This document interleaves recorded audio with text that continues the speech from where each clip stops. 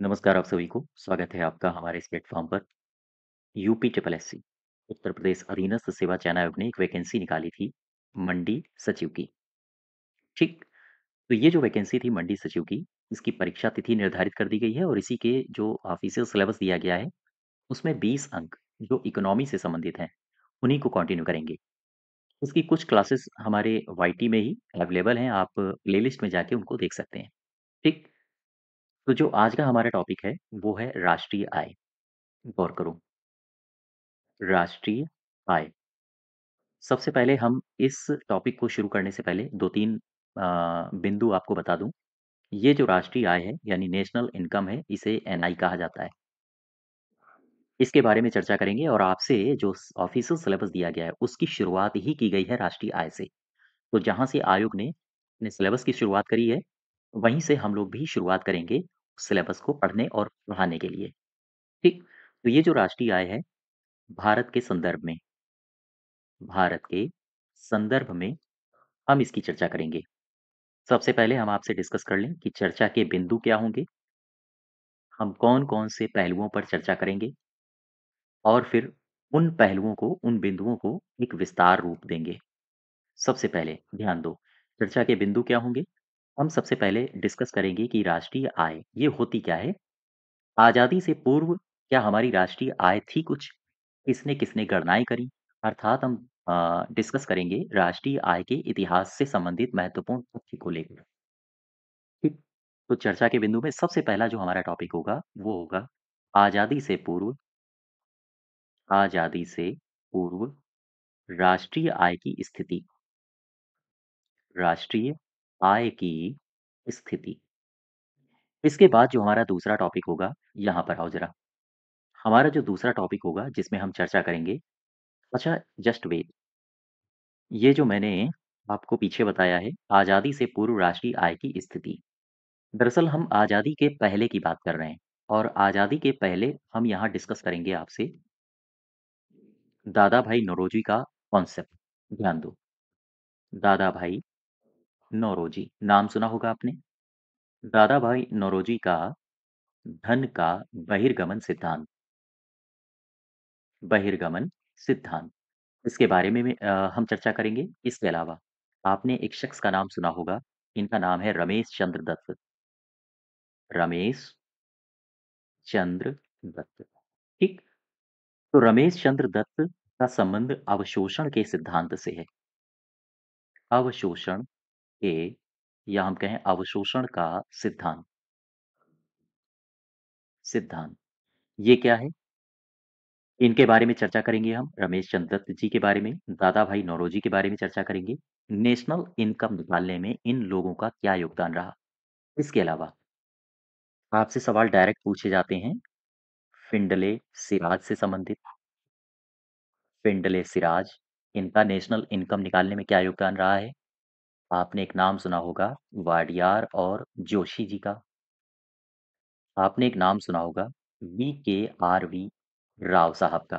तो वी. राव की गणनाएँ नेशनल इनकम के संबंध में, राष्ट्रीय आय के संबंध में फिंडले सिराज की गणनाएँ क्या कहती हैं? वाडियार जोशी की गणनाएँ क्या कहती हैं? वी. राव साहब की गणनाएँ क्या कहती हैं? हम इनके बारे में चर्चा करेंगे। ठीक? तो ये है हमारा पहला टॉपिक, आज़ादी के पूर्व राष्ट्रीय आय की स्थिति। और आज़ादी के पूर्व राष्ट्रीय आय की स्थिति दादा भाई नौरोजी के परिप्रेक्ष्य में, आर.सी. दत्त के परिप्रेक्ष्य में और इनके परिप्रेक्ष्य में हम पढ़ेंगे। इसके बाद जो हमारा दूसरा टॉपिक होगा, वो होगा राष्ट्रीय आय, राष्ट्रीय आय गणना समिति। ये क्या है? कब इस समिति का गठन हुआ और ये क्या काम करती है? हमारा जो तीसरा टॉपिक होगा, वो होगा एनएसएसओ की गणना। एनएसएसओ क्या करता है? इसके काम क्या हैं? फिर हम चौथे टॉपिक को पढ़ेंगे, ये सारा का सारा राष्ट्रीय आय से संबंधित टॉपिक्स हैं। फिर हमारा जो चौथा टॉपिक होगा, वो होगा सांख्यिकीय राष्ट्रीय सांख्यिकीय आयोग। ध्यान दो, ये कोई भी टॉपिक आपके ऑफिशियल सिलेबस में नहीं है।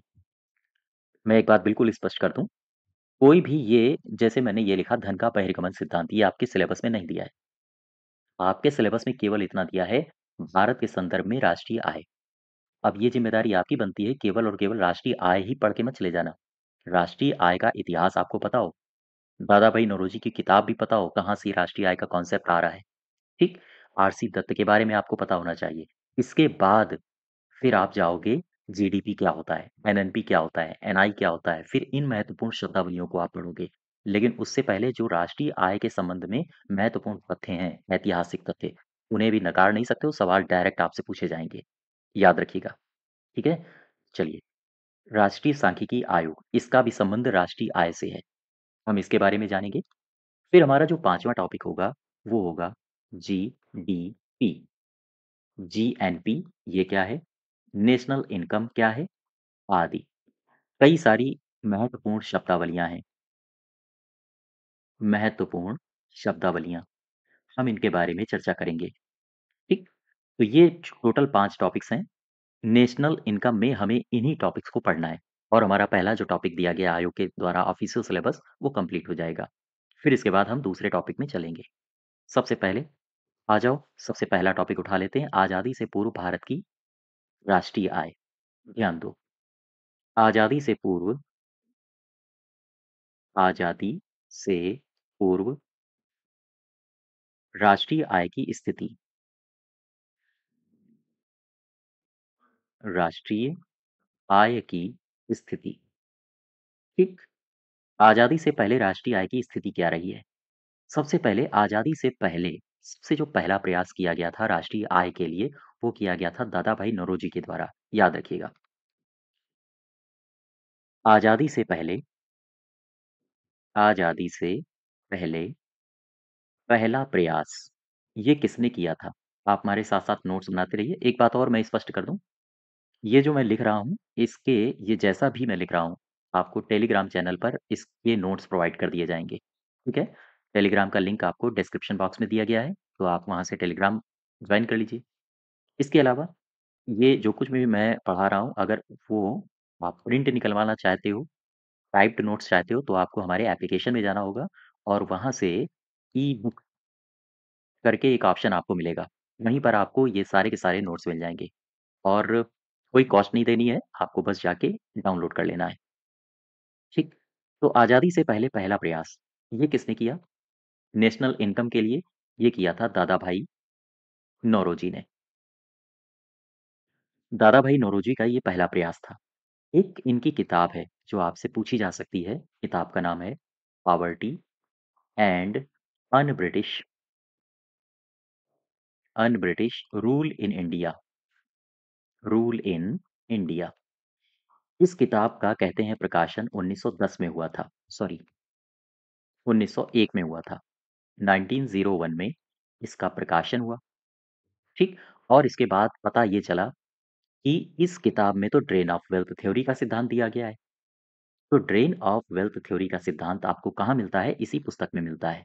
और ये पुस्तक है किसकी? दादाभाई नौरोजी की है। तो मुझे बताओ, आपसे एक सीधा सवाल पूछा जाए कि ड्रेन ऑफ वेल्थ थ्योरी यानी संपत्ति का पलायन, धन का पलायन हिंदी में कहेंगे, ये सिद्धांत किसने दिया? तो आप बताओगे दादाभाई नौरोजी ने दिया। क्यों? क्योंकि इनकी पुस्तक है और उसी पुस्तक में वो सिद्धांत है। ज़ाहिर-सी बात है उस सिद्धांत के भी प्रणेता कौन होंगे? दादाभाई होंगे। अर्थात लिख लो ज़रा एक बार,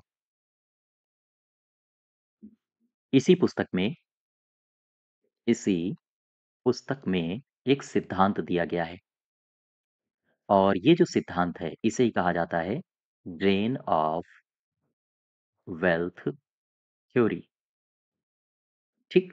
इसे ही कहते हैं हिंदी में संपत्ति का पलायन। आपसे अगर पूछा जाए ये सिद्धांत किसने दिया है? इन्हीं ने। अब जरा एक बात समझो, ये लिखा मैंने ड्रेन ऑफ वेल्थ थ्योरी, यहाँ पर आओ। हिंदी में कहेंगे इसे संपत्ति, इसे कहेंगे संपत्ति का पलायन। गौर करना, संपत्ति का पलायन, ये कहाँ जा रहा है? ये संपत्ति जा कहाँ रही है? संपत्ति है भारत की और ये जा कहाँ रही है? जा रही है ब्रिटेन। तो दादा भाई नौरोजी ने संपत्ति का पलायन सिद्धांत दिया। ध्यान दो, ये जो नौरोजी साहब हैं, चाहे नौरोजी साहब हों, चाहे आरसी दत्त साहब हों, आरसी दत्त मतलब रमेश चंद्र दत्त हों, चाहे वीके.आर.वी. राव हों, लोग कहते हैं कि ये क्रांतिकारी नहीं है, ये क्रांतिकारी भी थे। क्रांतिकारी का मतलब समझते हो? देखो, आज़ादी की लड़ाई जब चल रही थी, तो कुछ लोग बम मार के चाहते थे कि वो जीत लें, कुछ लोग उदारवादी थे, जैसे अन्य गोपाल कृष्ण गोखले टाइप के लोग, जो चाहते थे कि नहीं-नहीं अंग्रेज़ खराब नहीं है, अंग्रेज़ भी हमारी तरह मानवता हृदय रखते हैं और उनके सामने नतमस्तक हो जाते थे। कुछ लोग ऐसे भी थे जो कहते थे अंग्रेज़ों को उखाड़ के फेंक दो, कुछ लोग ऐसे भी थे जो बुद्धिजीवी थे। इस तरह के लोग ये आर्थिक रूप से इनको आर्थिक समझ अच्छी थी। तो ये कहीं न कहीं अंग्रेज़ों के द्वारा जो चलाए जा रहे पाखंड थे, उनको एक तरह से रहस्योद्घाटन करते थे। जैसे सपोज़ करो ये इंडिया है, मान लेता हूँ ये है इंडिया। यहाँ पर मुंबई में इन्होंने एक रेल चला दी और फिर अंग्रेज़ जब रेल चला देते थे, तो कहते थे कि देखो, हम भारत की तरक्की चाहते हैं, लिहाज़ा हमने भारत के लिए रेल चलाई है। अब ऐसी स्थिति में यही Dadabhai Naoroji, R C Dutt, V K R V type के लोग थे और भी कई सारे इकोनॉमिस्ट थे, जो इनके इस पाखंड को उजागर कर देते थे और इनकी जो रियल मंशा थी रेल बिछाने के पीछे, नहीं, तुम भारतीयों के लिए रेल नहीं बिछा रहे हो, तुम चाहते हो कि अलग-अलग जगहों से जल्दी माल ढुलाई होके समुद्र के किनारे आ सके ताकि आप अपने जहाज में रख के उसे लंदन ले जा सको। ये जो कुल मिला के इनके इरादों को उजागर करने का जो श्रेय है, वो इन्हीं अर्थशास्त्रियों को जाता है। कैसे? चूँकि जब आप ज़्यादा कुछ पढ़े लिखे होते हो, तो आपको तर्क शक्ति आपकी अच्छी हो जाती है, मजबूत हो जाती है। तो आप उन हिडन मीनिंग को भी समझ पाते हो, जो लोग आम तौर पर जो अनपढ़ लोग नहीं समझ पाते हैं। ठीक? अब अब ऐसी स्थिति में आप ऐसे समझो ब्रिटेन ने कहा कि हम रेल बिछा रहे हैं। किसके लिए? भर्तियों के लिए। लेकिन इनका वास्तविक मकसद क्या था? वास्तविक मकसद था देश के अलग-अलग क्षेत्रों से माल को ले आना और फिर रेल चूँकि एक ऐसा साधन है जो जल्दी से जल्दी पोर्ट पर पहुँच जाएगा। उस स्थिति में माल जल्दी से जल्दी यहाँ पर आएगा पोर्ट पे और जहाज पे भर के ये लंदन थेम्स के किनारे पहुँच जाएगा। अब ऐसी स्थिति में ये लोग रहस्योद्घाटन करते थे अंग्रेजों के विचार का कि नहीं, जनता के सामने एक दृष्टिकोण रखते थे कि अंग्रेजों ने ये जो रेल बिछाई है ना, इसको ये मत समझना कि ये भारत का विकास चाहते हैं। ये माल को जल्दी इधर से उधर ले जाना चाहते हैं।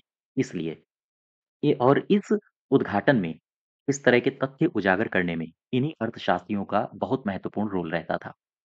ठीक? तो ख़ैर, अभी यहाँ पर हम चल रहे थे संपत्ति के पलायन में। गौर करो, मैं आपको बता रहा था संपत्ति का पलायन। संपत्ति का पलायन किसने दिया सिद्धांत? ये दिया दादा भाई नौरोजी ने। Drain of wealth theory. अच्छा, अब मुझे ये बताओ संपत्ति का पलायन होगा कैसे? सपोज़ करो दादा भाई नौरोजी से पूछा गया कि आप कैसे कह सकते हो कि संपत्ति का पलायन हो रहा है? इन्होंने कहा मान लेते हैं ये एक अंग्रेज़ है। ठीक, गौर करना। ये अंग्रेज़ नौकरी कहाँ कर रहा है? हमारे यहाँ। अर्थात हमारे यहाँ से ये वेतन ले रहा है और ये वेतन जा कहाँ रहा है? ये जा रहा है टेम्स के किनारे। टेम्स कहाँ है? लंदन की नदी है। अर्थात ये वेतन यहाँ पर इसकी जेब में जाता है और टेम्स के किनारे ये निचोड़ देता है। अर्थात पैसा कहाँ पहुँच गया? लंदन में। फिर इसके बाद दादा भाई नौरोजी ने कहा कि इस जब ये रिटायर हो जाएगा तब इसे पेंशन दी जाएगी और पेंशन तो ये ब्रिटेन भाग गया। लेकिन ये जो अंग्रेज़ अधिकारी है ऐसे ही कई सारे अंग्रेज़ अधिकारी थे। जब ये ब्रिटेन भाग गया और इसे पेंशन यहीं के पैसे से दी जा रही है, तब भी पैसा कहाँ जा रहा है? पैसा ये पेंशन टेम्स के किनारे जा रही है अर्थात लंदन में जा रही है। इस प्रकार से दादा भाई नौरोजी ने कहा कि संपत्ति का पलायन हो रहा है, भारत से बाहर जा रही है संपत्ति। इन्होंने कहा कि ये जो व्यक्ति है अंग्रेज़ अधिकारी जब तक ये भारत में रहेगा, तब तक आपने देखा होगा कई सारे अंग्रेज़ अधिकारी थे जो व्यक्तिगत व्यापार भी करते थे। ब्रिटिश ईस्ट इंडिया कंपनी तो करती ही थी, लेकिन अंग्रेज अधिकारी भी व्यापार करते थे। तो ये जो व्यक्तिगत व्यापार हो रहा है, तो इसे व्यक्तिगत मुनाफ़ा भी हो रहा है और ये व्यक्तिगत मुनाफ़ा कहाँ जा रहा है? ये भी जा रहा है टेम्स के किनारे अर्थात लंदन में। इसके अलावा कई सारे अंग्रेज अधिकारी होते थे जो भ्रष्टाचार में लिप्त होते थे। भ्रष्टाचार या फिर घूस लेते थे। जैसे मान लीजिए ये कोई खेत है, 100 गाँव हैं, कोई ज़मींदार आया, ज़मींदार ने इस अंग्रेज अधिकारी को अच्छा खासा पैसा दिया और इसने कहा कि हुजूर ये पूरा का पूरा गाँव हमें दे दो, हम लगान वसूलेंगे और अधिक से अधिक आपको लाभ कमाएँगे। ऐसी स्थिति में ये भ्रष्टाचार और घूस का पैसे भी लेते थे और ये पैसा भी कहाँ जाता था? टेम्स के किनारे लंदन में। इस प्रकार से दादा भाई नौरोजी ने एक्सप्लेन किया कि भाई संपत्ति का पलायन हो रहा है, रोकिए इसको। ठीक? तो ये है टोटल संपत्ति का पलायन। अब ज़रा यहाँ पर आओ। कहते हैं नोट बना के याद रखना ये बात। कहते हैं कि ब्रिटेन में जब औद्योगीकरण हुआ था ना, तो ब्रिटेन में जब औद्योगीकरण हुआ था तो जीडीपी का टोटल 7% 7% निवेश हुआ था। और कहते हैं कि उस 7% में 2% भारत से गया था। आप सोच के देखिए कितना पैसा भारत से लूट के अंग्रेज ले गए हैं। नोट बना के ये बात लिख लो। जब ब्रिटेन में जब ब्रिटेन में औद्योगीकरण हुआ औद्योगीकरण हुआ तो जीडीपी का 7% निवेश हुआ था। इसमें 2% भारत से गया था। भारत से गया था। अब आप समझ सकते हो, ठीक है? चलिए, एक शब्द आया औद्योगीकरण। मैं पहले इन दोनों शब्दों को आपसे डिस्कस कर लेता हूँ क्योंकि ये दोनों शब्द आपके लिए महत्वपूर्ण है। आगे आने वाली जो क्लासेस होंगी, वहाँ इस्तेमाल किए जाएँगे। औद्योगीकरण औद्योगीकरण और अनौद्योगीकरण। इन दोनों शब्दों पर गौर करो। औद्योगीकरण क्या है? अनौद्योगीकरण क्या है? ध्यान देना। मैं यहाँ पर एक रिएक्शन लिखता हूँ। जैसे सपोज़ करो कोई ग्रामीण की जनसंख्या है। ग्रामीण क्षेत्र में कृषि में लगी आबादी, ठीक है? मान लेते हैं ये आबादी है, गाँव क्षेत्र में रहती है, ये कृषि कार्य करती है। जब भी आपको ऐसा लगे कि ये आबादी भाग रही है कहाँ की तरफ? शहर में। अर्थात जब भी कभी गाँव में कृषि क्षेत्र में लगी आबादी शहरों में जाके शहरों में जाकर उद्योग में रोजगार प्राप्त कर ले, रोजगार प्राप्त करे। तो इस प्रक्रिया को कहा जाता है औद्योगीकरण। औद्योगीकरण यानी इसे ही कहते हैं इंडस्ट्रियलाइजेशन। इंडस्ट्रियलाइजेशन, ठीक। अब दूसरा कॉन्सेप्ट समझो। अभी गांव के लोग भाग रहे थे शहर में और वहां जाके उद्योग में रोजगार प्राप्त कर रहे थे, तो इसे आपने इंडस्ट्रियलाइजेशन बोल दिया। अब परिस्थितियां विपरीत कर दो। शहर के लोग ये क्या कर रहे हैं? ये भाग रहे हैं ग्रामीण क्षेत्र में। ग्रामीण क्षेत्र में आगे आ रहे हैं। इस प्रक्रिया को क्या कहेंगे? इसे कहेंगे अनौद्योगीकरण। अनौद्योगीकरण यानी इसे ही कहा जाता है डी इंडस्ट्रियलाइजेशन। ठीक है? यहाँ तक बात समझ पाए? तो कुछ इस प्रकार से आप इनको अपने दिमाग में बिठा सकते हो चीज़ों को। तो ख़ैर, यहाँ तक हमने आपसे क्या-क्या बता दिया है? संपत्ति का पलायन बता दिया। अच्छा, मैं दादा भाई नौरोजी के पास था। चलो वापस आओ ज़रा। देखो, दादा भाई नौरोजी, गौर करना। दादा भाई नौरोजी से पूछा गया कि नौरोजी साहब ये बताइए कि उस समय प्रति व्यक्ति आय कितनी थी? तो नौरोजी साहब ने कहा कि आज़ादी से पहले भारत की प्रति व्यक्ति आय ये थी ₹20। नौरोजी साहब के अनुसार ये सवाल पूछा गया है, याद रखिएगा। दादा भाई नौरोजी के अनुसार आज़ादी से पहले भारत में प्रति व्यक्ति आय थी ₹20। ठीक? एक शख्स हुए हैं, इतिहासकार रहे हैं ये, इतिहासकार रहे हैं। इनका नाम है मोरलैंड। मोरलैंड से पूछा गया कि साहब ये बताओ, आज़ादी से पूर्व लगभग हमारी आबादी कितनी थी? तो मोरलैंड ने कहा, मोरलैंड के अनुसार आज़ादी से पूर्व का मतलब ये बात हो रही है उत्तर मुगल काल की, ठीक है? तो इतिहासकार मोरलैंड के अनुसार उत्तर मुगल काल में उत्तर मुगल काल में भारत की आबादी ये थी 10 करोड़। गौर करना, भारत की आबादी 10 करोड़ थी।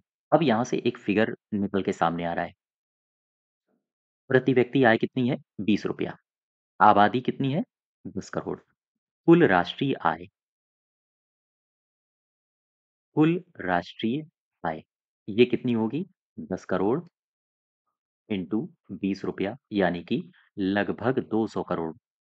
ये उस समय कुल राष्ट्रीय आय ये दादा भाई नौरोजी ने बताया। आपसे ये सवाल पूछा गया है, इस सवाल को आप याद रखिएगा, इम्पोर्टेंट है। दादा भाई नौरोजी के अनुसार प्रति व्यक्ति आय कितनी है? ₹20। समझ पाए? अच्छा, ये तो दादा भाई नौरोजी का सिद्धांत है। ये तो मैंने आपसे दादा भाई नौरोजी के बारे में चर्चाएँ कर ली। अब एक शख्स का नाम आप और पढ़ोगे इकोनॉमी में, इनका नाम है आरसी दत्त। आरसी दत्त, यानी इन्हें कहा जाता है रमेश चंद्र दत्त। अच्छा, ये जो रमेश चंद्र दत्त हैं, इनका संबंध है अवशोषण के सिद्धांत से। अवशोषण का सिद्धांत। एक आपने अवशोषण का सिद्धांत पढ़ा होगा। कहते हैं कि अंग्रेज हमारे यहाँ से यानी भारत से अवशोषण करते थे संपत्ति का और फिर वो जाके टेम्स की यानी कि जो लंदन की नदी है टेम्स, उसके किनारे वो निचोड़ देते थे। अर्थात अवशोषण के सिद्धांत के आधार पर कहा जाता है कि अंग्रेज अंग्रेज ऐसे अवशोषक थे जो हुगली के तट या हम कहें हुगली के तट से अवशोषित करते थे। क्या अवशोषित करते थे? धन, संपदा और टेम्स के किनारे टेम्स के तट पर बरसते थे। ठीक है? तो कुल मिला के हमारी जो सारी संपत्ति थी, वो कहाँ जा रही थी? टेम्स के किनारे यानी कि लंदन में जा रही थी। इसी दरमियान 1902 में इनका एक ग्रंथ आया था, जिसे कहा जाता है the economic history of India. 1902 में इसका पहला खंड प्रकाशित हुआ, रमेश चंद्र दत्त साहब का। याद रखिएगा, 1902 में इनके ग्रंथ इनके ग्रंथ the economic the economic history of India history of India India को या हम कहें the economic history of India के पहले खंड को, ये पुस्तक है रमेश चंद्र दत्त साहब की। ये पहले खंड को प्रकाशित किया गया। याद रखिएगा, आपसे पूछा जा सकता है। ठीक है? अब हम कुछ लोगों ने अपने-अपने अनुमान रखे हैं राष्ट्रीय आय के संबंध में, हम उनके बारे में आपसे चर्चाएँ कर लेते हैं। ध्यान दो, स्वतंत्रता प्राप्ति से पूर्व की मैं बात कर रहा हूँ। स्वतंत्रता प्राप्ति से पूर्व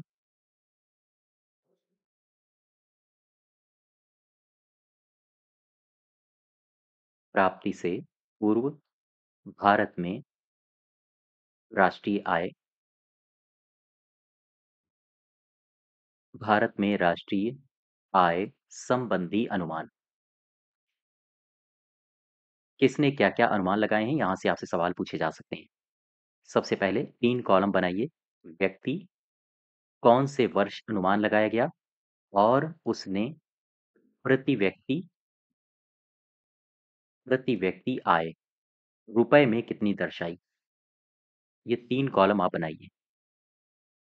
सबसे पहले हम लेते हैं दादा भाई साहब को, यानी कि दादा भाई नौरोजी। 1868 की बात है, इन्होंने कहा था कि प्रति व्यक्ति आय उस समय ₹20 होनी चाहिए। ठीक है? इसके अलावा आपने नाम फिंडले शिराज का नाम सुना होगा।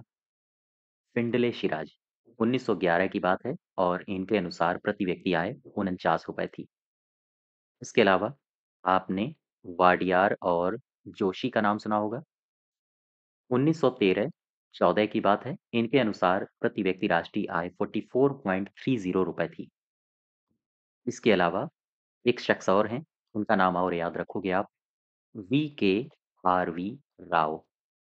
वी के आर वी राव, मैं 1931-32 की बात कर रहा हूँ। इनके अनुसार ₹62 प्रति व्यक्ति राष्ट्रीय आय थी। उस समय आज़ादी से पहले 1931-32 की मैं बात कर रहा हूँ। तो ये आपसे पूछा जाता है, ये तो कई बार एग्ज़ाम में पूछा जा चुका है, इसको तो आपको याद ही रखना है। ठीक है? अब यहाँ पर आओ, वी के आर वी राव को उठाओ ज़रा। इनसे संबंधित कुछ तथ्य हैं जो आपको पता होने चाहिए इंडियन इकोनॉमी के पर्सपेक्टिव में। याद रखो, वी के आर वी राव के द्वारा की गई गणना वीकेआरबी राव के द्वारा की गई गणना के संबंध में कुछ महत्वपूर्ण तथ्य। सबसे पहले ध्यान रखो, वीकेआरबी राव ने जो गणना करी थी राष्ट्रीय आय के संबंध में, उसे कहा जाता है कि यह वैज्ञानिक गणना थी। अर्थात इनकी गणना को, या हम कहें इस गणना को, वैज्ञानिक गणना कहा जाता है। ठीक है? अच्छा, क्यों इसको वैज्ञानिक गणना कहा जाता है?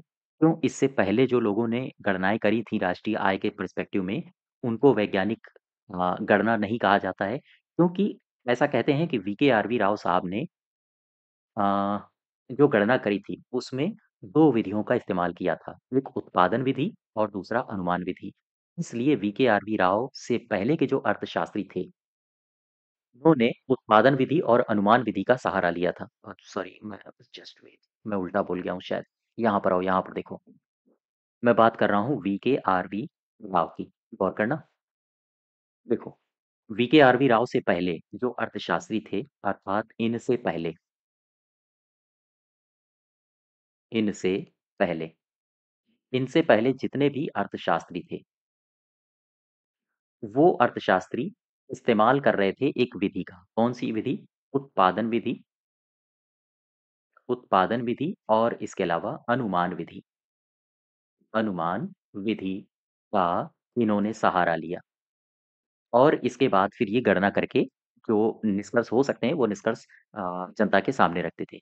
लेकिन वीकेआरबी राव साहब ये पहले व्यक्ति थे, जिन्होंने गणना के लिए उत्पादन विधि, अनुमान विधि का प्रयोग नहीं किया।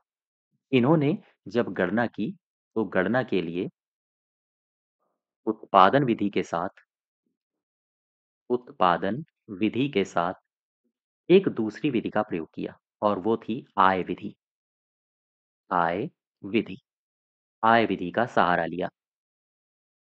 ठीक है? और जब इन दोनों विधियों का सहारा लेके इन्होंने अपने निष्कर्ष निकाले, कहते हैं कि इनकी गणना ज़्यादा सटीक थी। इनकी गणना ज़्यादा सटीक थी और इसी वजह से आप देखोगे, कहा जाता है वीकेआरबी राव ने जो गणना करी है, उसे कहा जाता है कि ये पहली वैज्ञानिक गणना थी। क्यों? क्योंकि वीकेआरबी राव साहब ने उत्पादन विधि के साथ-साथ आय विधि का इस्तेमाल किया था। लेकिन इनसे जो पहले के अर्थशास्त्री थे, वो उत्पादन विधि के साथ-साथ अनुमान विधि का इस्तेमाल करते थे। इसलिए इनकी जो आंकड़े थे, वीकेआरबी राव साहब के जो आंकड़े थे, वो ज़्यादा सटीक थे और इसी वजह से वीकेआरबी राव की गणना को कहा जाता है कि ये एक वैज्ञानिक गणना थी। ठीक है? यहाँ तक बात समझ पा रहे हो? तो ये कुछ तथ्य हैं जो आपको पता होने चाहिए सबसे पहले। दादाभाई नौरोजी के अनुसार प्रति व्यक्ति आय कितनी थी? पिंडले सिराज के अनुसार प्रति व्यक्ति आय कितनी थी? वाडियार जोशी के अनुसार और वीकेआरबी राव। वीकेआरबी राव वैज्ञानिक गणना इनकी कहलाई है। इनकी गणना को वैज्ञानिक गणना कहा जाता है। क्यों? क्योंकि इन्होंने उत्पादन विधि के साथ-साथ आय विधि का इस्तेमाल किया था। ठीक है? अब आगे बढ़ो ज़रा। हम आपको लिए चलते हैं राष्ट्रीय आय गणना समिति के पास। राष्ट्रीय आय गणना समिति। ये जो राष्ट्रीय आय गणना समिति है, ध्यान दीजिएगा। ये सबसे पहले मुझे बताइए, राष्ट्रीय आय समिति का गठन कब किया गया? यहाँ पर आओ। एक वर्ष है 1949 1949 में। मैं आपको 1949 में लिए चलता हूँ। 1949 में एक शख्स थे जिनका नाम था पीसी महालनोबिस। इन्हें कहा जाता है प्रशांत चंद्र महालनोबिस। तो पीसी महालनोबिस की अध्यक्षता में राष्ट्रीय आय समिति का गठन किया गया। राष्ट्रीय आय समिति का गठन किया गया। ठीक? सवाल पूछा जा सकता है कि राष्ट्रीय आय समिति का गठन किसकी अध्यक्षता में किया गया है? तो हम बताएँगे पीसी महालनोबिस की अध्यक्षता में। और कब किया गया था? आप बताओगे 1949 में। ये तो इनकी अध्यक्षता में समिति बनी थी। तो इसके सदस्य कौन-कौन थे? बता सकते हो आप? इनके सदस्य थे सबसे पहले अ, डॉक्टर डी.आर. गाडगिल और एक और सदस्य थे जिनका नाम था वी.के.आर.वी. राव। फिर से समझो मैंने क्या कहा? मैंने कहा 1949 में पीसी महालनोबिस की अध्यक्षता में एक राष्ट्रीय आय समिति का गठन किया गया। इसके अन्य सदस्य थे DR. Rao, sorry, DR. Gadgil और वी.के.आर.वी. राव। सवाल ये है कि ये जो पीसी महालनोबिस हैं, इनको ज़रा उठाइए और यहाँ पर ले आओ। पीसी महालनोबिस। ये जो पीसी महालनोबिस हैं, ये बहुत बड़े अपने ज़माने में एक सांख्यिकीय विद थे। सांख्यिकी विद थे। सांख्यिकी के बारे में इनको जानकारी थी और इन्हीं के नाम पर कलकत्ता में राष्ट्रीय सांख्यिकी संस्थान है।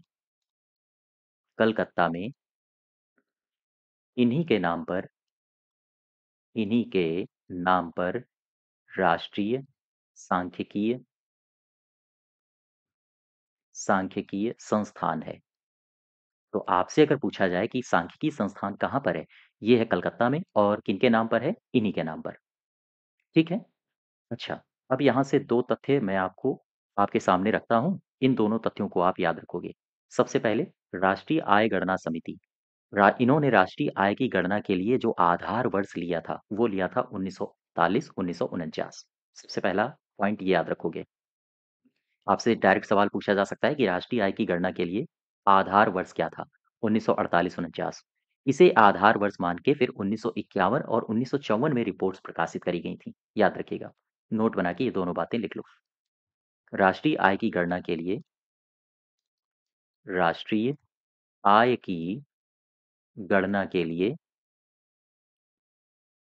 आधार वर्ष आधार वर्ष 1948-49 था। ठीक? और दूसरी बात, इसे आधार वर्ष मानकर आधार वर्ष मानकर 1951 और 1954 में रिपोर्ट पेश की गई। ठीक है? यहाँ तक बात समझ पाए? नेक्स्ट देखो, राष्ट्रीय आय की गणना करने से पहले मैं आपको कुछ मंत्रालय के बारे में बातें बता दूं और उन मंत्रालयों के अंतर्गत कौन-कौन से संस्थान हैं जो राष्ट्रीय आय की गणना करते हैं। इनके बारे में आपको पहले जानकारी दे देता हूँ।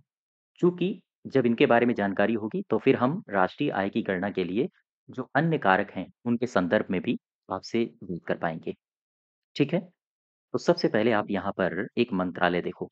मंत्रालय का नाम है सांख्यिकीय कार्यक्रम कार्यक्रम क्रियान्वयन मंत्रालय। ध्यान दीजिएगा, आप नेशनल इनकम पढ़ने जा रहे हो। नेशनल इनकम पढ़ने से पहले इन सभी तथ्यों के बारे में आपको जानकारी होनी चाहिए। सवाल केवल और केवल राष्ट्रीय आय से ही नहीं पूछे जाएँगे। आपसे ये भी पूछ सकता है कि जीडीपी क्या होता है? आपसे ये भी पूछ सकता है कि अ, राष्ट्रीय आय की गणना कौन करता है? कौन से संस्थान है? वो संस्थान कब बना? चूँकि आपका सिलेबस ब्रॉड है। ठीक है? अब ऐसी स्थिति में इस मंत्रालय को देखो जरा, सांख्यिकी कार्यक्रम क्रियान्वयन मंत्रालय। दरअसल एक विभाग था जिसे कहा जाता है सांख्यिकी विभाग। सांख्यिकीय विभाग, गौर करना। और कार्यक्रम कार्यक्रम क्रियान्वयन विभाग, ये विभाग थे। कार्यक्रम क्रियान्वयन विभाग और सांख्यिकी विभाग। इन विभागों का विलय कर दिया गया। विलय के पश्चात तारीख आई 15/10/1999। 1999, ये तारीख याद रखोगे।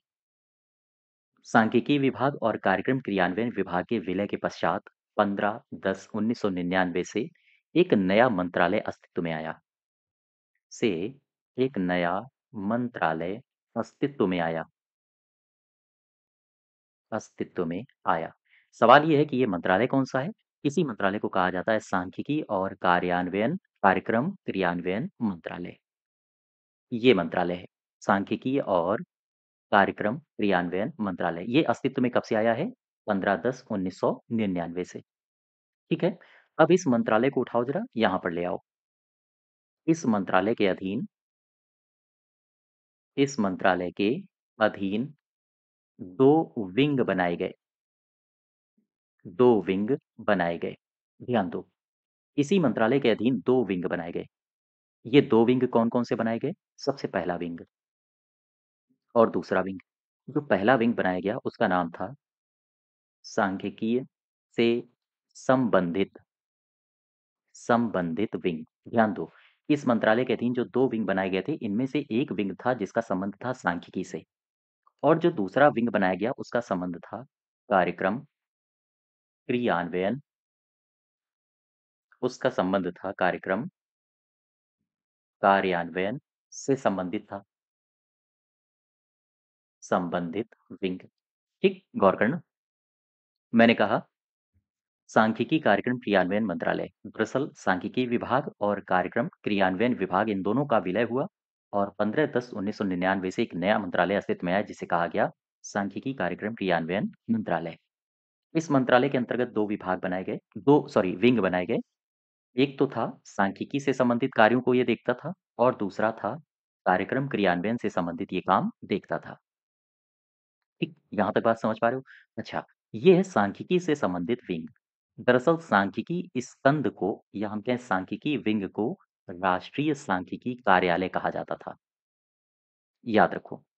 इसे इसे मैं इसको थोड़ा-सा और स्पष्ट करूँ। सांख्यिकी स्कंद को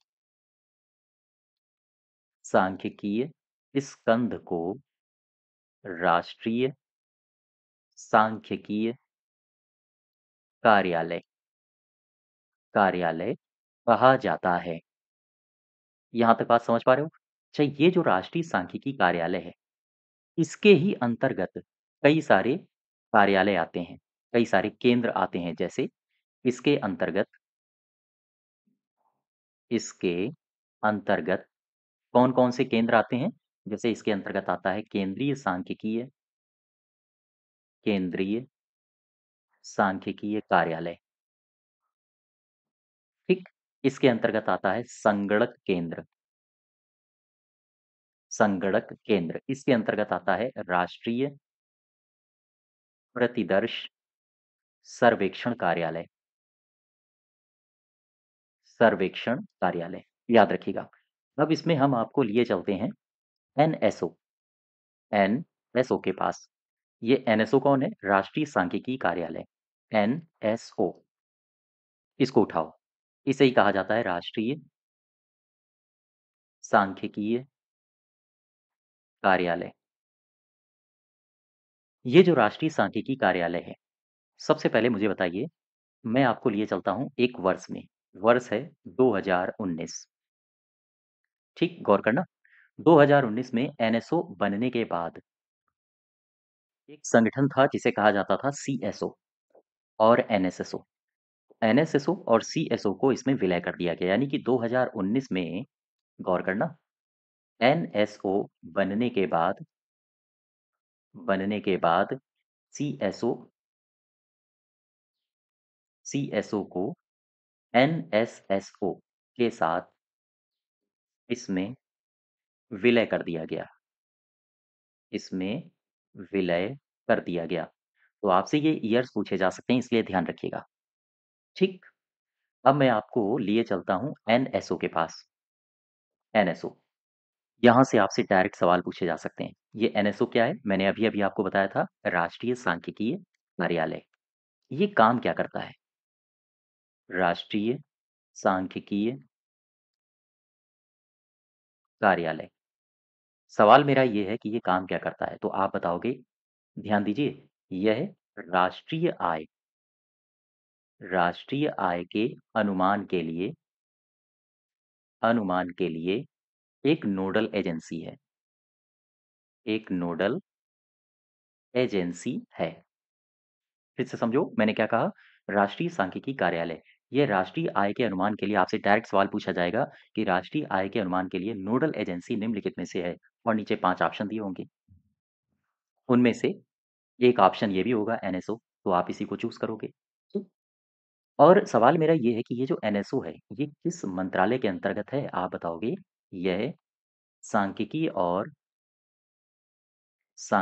और कार्यक्रम कार्यान्वयन मंत्रालय कार्यान्वयन मंत्रालय के अधीन है। फिर से समझो, सांख्यिकी और कार्यक्रम कार्यान्वयन मंत्रालय के ये अधीन काम करता है। अब यहाँ पर आओ, एनएसओ को उठाओ। एनएसओ, अगर हम आपसे पूछे कि वर्तमान में भारत में एनएसओ कौन-कौन सी गणनाएँ कर रहा है? एनएसओ वर्तमान में कौन-सी गणनाएँ कर रहा है? क्या बताओगे आप?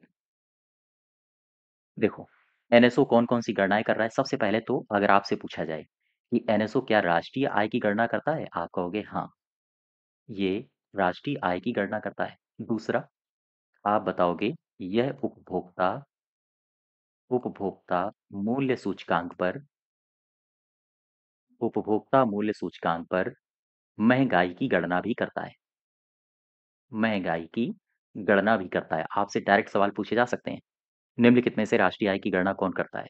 निम्नलिखित में से उपभोक्ता मूल्य सूचकांक पर महँगाई की गणना कौन करता है? यही करता है। आपने आईआईपी का नाम सुना होगा। आईआईपी बोले तो इसको कहा जाता है इंडेक्स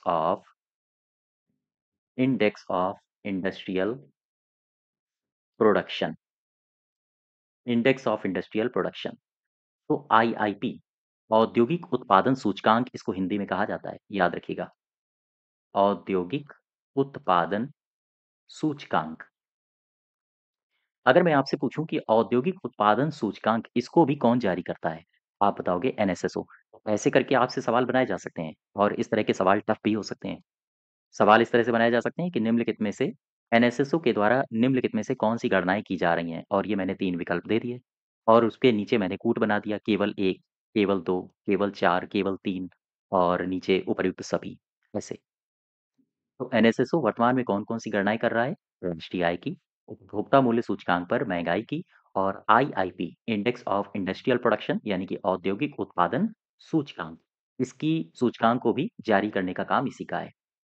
ठीक, अब हम लिए चलते हैं आपको सबसे पहले जो देखो नेशनल इनकम को निकालने के लिए, जीडीपी के बारे में पढ़ने के लिए, एनएनपी के बारे में पढ़ने के लिए, आपको सबसे पहले कुछ टर्मिनोलॉजीज़ समझनी होंगी। फिर इसके बाद हम नेशनल इनकम की को निकालने की ओर बढ़ेंगे। तो सबसे पहले आप मुझे आधार वर्ष के बारे में जानकारी दो। आधार वर्ष।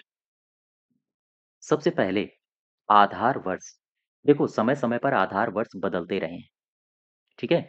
अगर हम सबसे पहले शुरुआत की ही बात करें, भारत जब आज़ाद ही हुआ था, उस समय हमारी जो इनकम थी या महँगाई थी, उनको निकालने के लिए हमारे पास आधार वर्ष एक निर्धारित किया गया था सरकार के द्वारा, वो था 1948-49।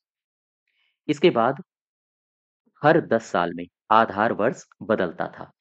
1948-49 यानी 50, इसके बाद 1960, 61 में आधार वर्ष बना। इसके बाद जो आधार वर्ष बनाया गया 1970, 71 में आधार वर्ष बनाया गया। इसके बाद 1980, 81 में आधार वर्ष बनाया गया। इसके बाद 1993, 94 में आधार वर्ष बनाया गया। ठीक, दरअसल ये जो 93-94 का आधार वर्ष है, कहते हैं कि यहीं से प्रत्येक 5 साल बाद प्रत्येक 5 साल बाद आधार वर्ष आधार वर्ष को बदला गया। यानी अभी आप ऊपर से देख रहे थे कि हर 10 साल बाद आधार वर्ष बदला जा रहा है, ठीक है? 70 से 80, 60 से 70, लेकिन अब यहाँ से हर 5 साल बाद आधार वर्ष बदला जाएगा। जैसे अगली बार जो आधार वर्ष निर्धारित किया गया था वो था 1999, 2000। अब मुझे बताओ अगला आधार वर्ष क्या होगा? 2004, 5। अगला आधार वर्ष क्या होगा? 2011, 12 और जो वर्तमान का आधार वर्ष है, वर्तमान आधार वर्ष, वो 2011-12 है। लेकिन अभी जनवरी 2025 में सरकार ने घोषणा की है कि जीडीपी की जो गणना होगी, उस गणना के लिए आधार वर्ष 2011-12 से 2022-23 रखा जाएगा। तो 2022-23 के आधार वर्ष पर गणना अब आगे आने वाले समय में सरकार करने की मन बना रही है। लेकिन ये जो पूरा का पूरा प्रोसेस शुरू होगा, वो लगभग 2026 से शुरू होने का अनुमान लगाया जा रहा है। खैर, अब ये दूर की कौड़ी है, ठीक है? तो यहाँ से आप 2-3 बातें लिख लो, नोट बना के। ये करंट का मसला है। जनवरी 2025 में जनवरी 2025 में सरकार ने घोषणा की है घोषणा की है कि जीडीपी ग्रॉस डोमेस्टिक प्रोडक्ट की गणना के लिए आधार वर्ष 2011-12 की जगह 2022-23 रखा जाएगा। याद रखिएगा ये अभी सिर्फ़ और सिर्फ़ अनुमान है, अनुमान। हालाँकि कुछ न्यूज़ ये भी कह रही थी कि 2017-18 को आधार वर्ष बनाया जाएगा। लेकिन फ़िलहाल अ, ये कुछ करंट की अपडेट्स हैं, इनको याद रखो। यहाँ से आधार वर्ष के संबंध में आप नोट बना के कुछ पॉइंट्स लिख लो। सबसे पहला पॉइंट, मुद्रास्फीति की गणना का आधार वर्ष हर 10 साल में बदलता था। यहाँ पर देखो 50, 48, 49 इसके बाद सीधे 60 आया 10 साल। फिर से 70, 71 आया 10 साल। फिर से 80, 91 आया 10 साल। वो हर 10 साल में बदलता था। लेकिन 1999-2000 1999-2000 से ये हर 5 साल में बदला जा रहा है। लिख लो ज़रा इसको। मुद्रास्फीति की गणना मुद्रास्फीति की गणना का आधार वर्ष आधार वर्ष से कब तक था? आधार वर्ष प्रत्येक 10 साल पर ही बदलता था। बदलता था। लेकिन 1999 से ये हर 5 साल में बदला जा रहा है। 5 साल में बदला जा रहा है। एक तो ये तथ्य है। दूसरा तथ्य आप याद रखोगे राष्ट्रीय सांख्यिकी दिवस से संबंधित। राष्ट्रीय सांख्यिकीय दिवस।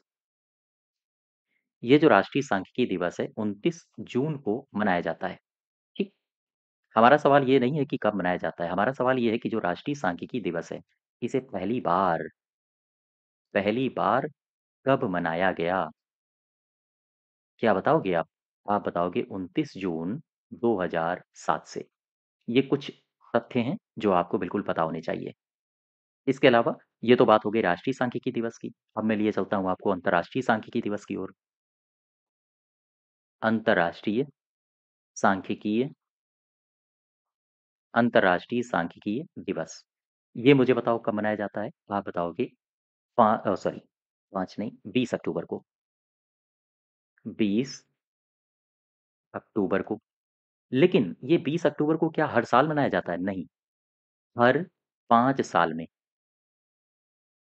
हर 5 साल में इसे मनाया जाता है। तो मुझे बताओ सबसे पहली बार कब मनाया गया था? पहली बार इसे मनाया गया था 2010 में। भूलोगे नहीं, याद रखोगे। फिर से देखो इन दोनों तथ्यों को। राष्ट्रीय सांख्यिकी दिवस 29 जून को मनाया जाता है। पहली बार कब मनाया गया? 29 जून 2007 को। लेकिन वहीं अगर हम वैश्विक पटल की बात करें, तो अंतर्राष्ट्रीय सांख्यिकी दिवस 20 अक्टूबर को मनाया जाता है और ये हर 5 साल में मनाया जाता है इसको। लेकिन पहली बार अगर हम आपसे पूछें कि कब मनाया गया था, आप बताओगे 20 अक्टूबर 2010 को। ठीक है? यहाँ तक कंप्लीट हो गया। अच्छा, अब मैं आपको 1955-56 से संबंधित एक तथ्य और अ, आपको परिचित करा दूँ। 1955-56 ये साल मैंने क्यों लिखा? क्योंकि 1955-56 से राष्ट्रीय आय की गणना सीएसओ जिसे कहते हैं केंद्रीय सांख्यिकी संगठन कर रही थी। लेकिन अब इसकी गणना कौन कर रहा है? अब इसकी गणना कर रहा है राष्ट्रीय सांख्यिकी कार्यालय। ये दोनों बातें याद रखना। 1955-56 से राष्ट्रीय आय की गणना राष्ट्रीय आय की गणना सीएसओ सीएसओ क्या है? केंद्रीय सांख्यिकीय संगठन कर रही थी। ठीक? लेकिन अब यह गणना अब यह गणना राष्ट्रीय सांख्यिकीय कार्यालय करती है। कार्यालय करती है। यहाँ तक बात समझ पाए? अच्छा, अब ये कुछ तथ्य हैं जो आपको याद रखने हैं। अब मैं आपको लिए चलता हूँ राष्ट्रीय सांख्यिकी आयोग के पास। राष्ट्रीय सांख्यिकीय आयोग, गौर करो। ये राष्ट्रीय सांख्यिकी आयोग सबसे पहले मुझे बताओ राष्ट्रीय सांख्यिकी आयोग की स्थापना हुई कब? इसको कब स्थापित किया गया भारत में? इसकी स्थापना होती है 1 जून को, 1 जून 2005 को। फिर से समझो मैंने क्या कहा? मैंने कहा राष्ट्रीय सांख्यिकी आयोग, इसकी स्थापना हुई 1 जून 2005 को, ठीक है? और जब भी कभी कोई आयोग बनेगा, तो उसके लिए एक कमेटी बनाई जाती है, उसके लिए एक आयोग बनाया जाता है। वो फिर जाँच करता है क्या ये आयोग बनाना चाहिए या नहीं बनाना चाहिए? बनाना चाहिए तो पूरा का पूरा वो ड्राफ्ट तैयार करता है कि इसमें कितने सदस्य होंगे, कौन अध्यक्ष होगा। इसके लिए किसी न किसी की अध्यक्षता में एक समिति बनाई गई होगी। बोलो भाई, राष्ट्रीय सांख्यिकी आयोग के लिए। तो अब मुझे उस समिति का नाम बताओ। ये बात है सन 2000 की। सन 2000 में मैं बात कर रहा हूँ जनवरी। जनवरी सन 2000 में एक शख्स थे जिनका नाम था डॉक्टर सी रंगराजन। गौर करना, मैं बात कर रहा हूँ जनवरी 2000 की। जनवरी महीने में सन 2000 में डॉक्टर सी रंगराजन की अध्यक्षता में एक आयोग बनाया गया की अध्यक्षता में एक आयोग बना। ये हमारे साथ-साथ आप नोट्स बनाते जाना, अदरवाइज़ ये नोट्स आपको हमारे एप्लीकेशन पे मिल जाएँगे, ठीक है? वहाँ पर नोट्स अ, ई-पीडीएफ करके ऑप्शन दिया होगा, उसी में जाके आप इनको डाउनलोड कर सकते हैं। तो ख़ैर, सांख्यिकीय मैं क्या बोल रहा था? राष्ट्रीय सांख्यिकी आयोग, इसकी स्थापना कब हुआ? इसको स्थापित किया गया 1 जून सन 2005 को। लेकिन इसकी शुरुआत कहाँ से हुई? इसकी शुरुआत होती है जनवरी 2000 से। दरअसल डॉक्टर सी रंगराजन एक शख्स थे, इनकी ही अध्यक्षता में एक आयोग बना, ठीक? और इसी आयोग की रिकमेंडेशंस के आधार पर इस आयोग को बनाया गया था जिसे कहा जाता है राष्ट्रीय सांख्यिकी आयोग और इसको 2005 में एस्टैब्लिश किया गया। दरअसल सी रंगराजन ने कई सारी सिफारिशें दी इस आयोग के संबंध में। ये जो सिफारिशें थीं, इनमें एक सिफारिश ये भी थी कि इसमें रंगराजन साहब ने कहा कि इस आयोग में एक अध्यक्ष होना चाहिए और इसमें 4 सदस्य होने चाहिए। 1 अध्यक्ष और 4 सदस्य हों, ठीक है? तो राष्ट्रीय सांख्यिकी आयोग में केवल और केवल यही 3-4 बातें हैं जो आपको याद रखनी है। फिर से देखो मैंने क्या कहा? मैंने कहा राष्ट्रीय सांख्यिकी आयोग को 2005 में एस्टैब्लिश किया गया, लेकिन किसकी अनुशंसा पर? डॉक्टर सी रंगराजन की। डॉक्टर सी रंगराजन की अध्यक्षता में आयोग कब बना था? जनवरी 2000 में। और इन्होंने सिफारिश की कि इसमें अध्यक्ष एक ही होता है, तो एक ही रहेगा और सदस्य इसमें कितने होंगे? 4, ठीक है? तो ये कुछ महत्वपूर्ण मैंने आपको अ, आयोग हैं या फिर कुछ महत्वपूर्ण संस्थाएँ हैं, उनके बारे में मैंने आपको बता दिया। अब हम लोग प्रवेश करते हैं राष्ट्रीय आय की गणना की ओर। देखो, कुछ महत्वपूर्ण परिभाषाएँ कुछ महत्वपूर्ण परिभाषाएँ। सबसे पहले जीडीपी क्या होता है? दूसरी बात एनडीपी क्या होता है? तीसरी परिभाषा हम जानेंगे जीएनपी क्या होता है? इसके बाद हम जानेंगे एनएनपी क्या होता है? और फिर एनआई नेशनल इनकम क्या होता है? और भी कई सारी शब्दावलियाँ हैं, इनके बारे में हम डिस्कस करेंगे। तो सबसे पहले उठाते हैं जीडीपी को। यहाँ पर आओ, जीडीपी इसको क्या कहते हैं? इसको कहा जाता है ग्रॉस डोमेस्टिक डोमेस्टिक प्रोडक्ट। देखो, इसका सबसे पहले तो आपको पूरा नाम पता होना चाहिए। पूछा जा सकता है, हालाँकि सिंपल है, आप सबको पता होंगे इनके पूरे नाम, अगर आप मंडी सचिव की तैयारी कर रहे हैं तो, है ना? तो जीडीपी ग्रॉस डोमेस्टिक प्रोडक्ट इसे ही कहा जाता है सकल घरेलू उत्पाद। अब मेरा सवाल ये है कि भाई सकल घरेलू उत्पाद, घरेलू का मतलब घर में जो उत्पाद हो रहा है, अर्थात अगर हम आपसे यहाँ पर आओ, अगर हम आपसे डिस्कस करें कि मेरा ये घर है मान लो, मेरा घर का मतलब मेरा ये देश है, ठीक? तो किसी भी देश की ये घरेलू सीमा है, इस सीमा के भीतर एक वित्त वर्ष में अंतिम रूप से यहाँ पर क्या-क्या उत्पादित हुआ है, कौन-कौन सी सेवाएँ उत्पादित हुई हैं, कौन-कौन सी वस्तुएँ उत्पादित हुई हैं,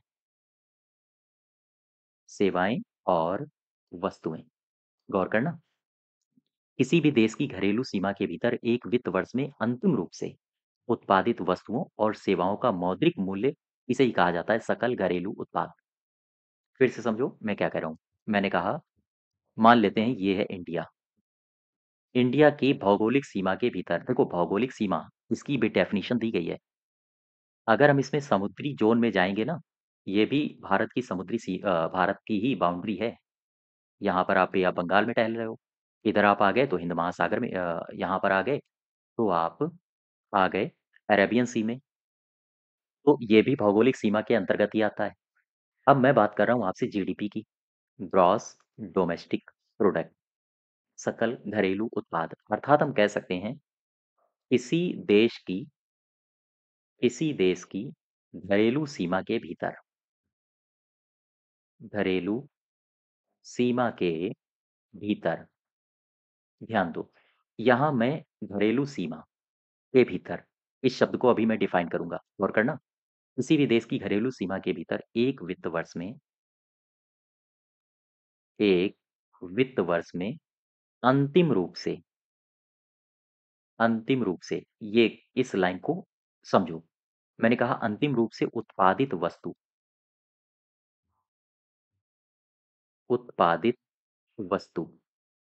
और सेवा के मौद्रिक मूल्य को सकल घरेलू उत्पाद कहा जाता है। सकल घरेलू उत्पाद कहा जाता है। ठीक। अब मुझे ये बताओ, यहाँ पर मैंने दो शब्दों को अंडरलाइन किया है। सबसे पहले घरेलू सीमा के भीतर। ये घरेलू सीमा क्या होती है? यहाँ पर आओ। जैसे मैंने कहा ये भारत है। अब भारत में ये रहा आपका दिल्ली। दिल्ली में कई सारे ऐसे लोग रहते हैं जो कि भारत के नहीं हैं। भारत के नहीं है का मतलब मेरा ये है कि मान लीजिए अमेरिका का कोई राजदूत है, अमेरिका का दूतावास है, यहाँ पर दिल्ली में ही चाइना का दूतावास होगा। तो क्या इनके द्वारा की दी जा रही सेवाओं को क्या हम जीडीपी का हिस्सा मानेंगे? सबसे बड़ा सवाल। ध्यान दो, मैं यहाँ पर कुछ तथ्य लिखता हूँ, शर्तें, गौर करना।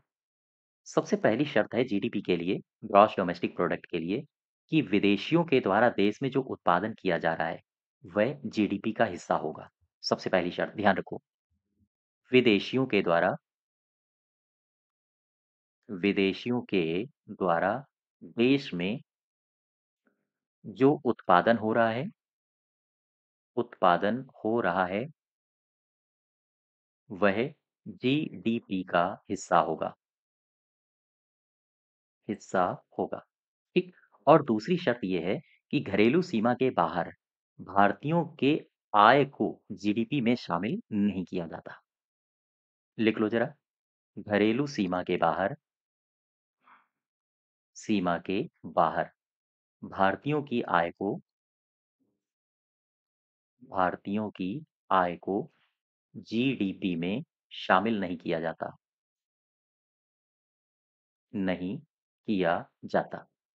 ये दोनों शर्तें याद रखो। अब यहाँ पर आओ, मैंने क्या लिखा था? जीडीपी, देश की घरेलू सीमा के भीतर एक वित्त वर्ष में अंतिम रूप से उत्पादित वस्तु और सेवा के मौद्रिक मूल्य को सकल घरेलू उत्पाद कहते हैं। अब यहाँ पर मैंने कहा अंतिम रूप से उत्पादित वस्तु। देखो, मैंने लिखा अंतिम रूप से, या आप ऐसे लिखो अंतिम वस्तुएं और सेवाएं, अंतिम वस्तुएं और सेवाएं। ये अंतिम वस्तुएं और सेवाएं क्या हैं? दरअसल जीडीपी की जब भी कभी गणना होगी, केवल अंतिम वस्तुओं और सेवाओं को ही लिया जाता है, याद रखिएगा। नोट बना के ये बात भी आप याद रखो। इस तरह के आपसे सेंटेंस बनाए जा सकते हैं ऑप्शन में। जीडीपी की गणना के लिए केवल अंतिम वस्तुओं अंतिम वस्तुओं और सेवाओं को ही लिया जाता है, को ही लिया जाता है। ठीक है। अब यहाँ पर मैंने आपसे जीडीपी के बारे में डिस्कशन किया। तो खैर, जीडीपी के बारे में आपने देखा कि किसी भी देश की घरेलू सीमा के भीतर एक वित्त वर्ष में अंतिम रूप से उत्पादित वस्तु और सेवा के मौद्रिक मूल्य को सकल घरेलू उत्पाद कहा जाता है। अब सवाल मेरा ये आया कि ये जो मैंने एक शब्द और लिखा है कि एक वित्त वर्ष, भारत के संदर्भ में एक वित्त वर्ष क्या होता है? आप बताओगे। 1 अप्रैल से 1 अप्रैल से 31 मार्च, ये तारीख याद रखना, पूछी जा सकती है आपसे। भारत के संबंध में एक वित्त वर्ष किस तारीख से किस तारीख तक होता है? 1 अप्रैल से लेकर 31 मार्च तक। ठीक है? यहाँ तक बात समझ पाए? अच्छा, अब आगे बढ़ो ज़रा। हम आपको लिए चलते हैं जीडीपी के ही टाइप्स पर। अर्थात आपने कुछ शब्दों के नाम सुने होंगे, जैसे वास्तविक जीडीपी। इसका नाम सुना है? आपने एक नाम सुना होगा, इसे कहा जाता है सांकेतिक जीडीपी, वास्तविक जीडीपी और साथ ही साथ सांकेतिक जीडीपी। जो वास्तविक जीडीपी है, इसे कहा जाता है रियल जीडीपी और जो सांकेतिक जीडीपी है, इसे कहा जाता है नॉमिनल नॉमिनल जीडीपी।